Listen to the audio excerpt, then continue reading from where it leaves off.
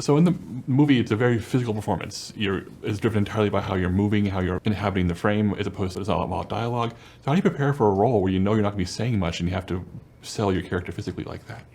But I mean, acting, I think, is a lot about body talking as well, because the body is the instrument for an actor.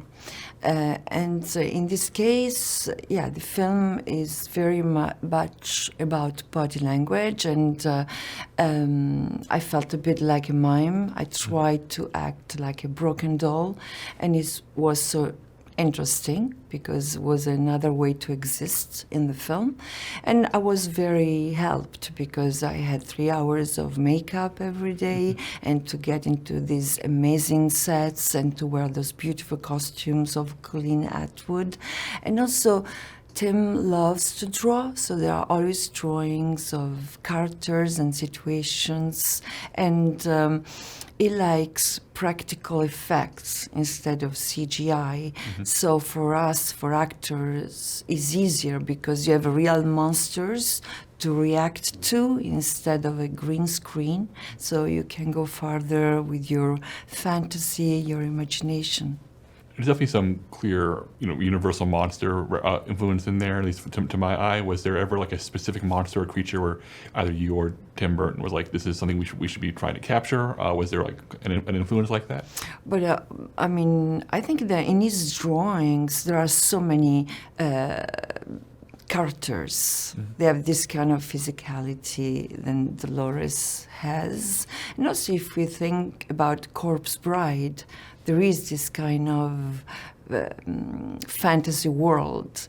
And what I like about his characters is that often they have childlike qualities, and he knows how to create situations that are scary, shocking, unpredictable, but also very deep and emotional and funny. Because Beetlejuice, even though it's a comedy, it's a dark comedy, but still a comedy, but there are deep meanings because it's about life, death, love.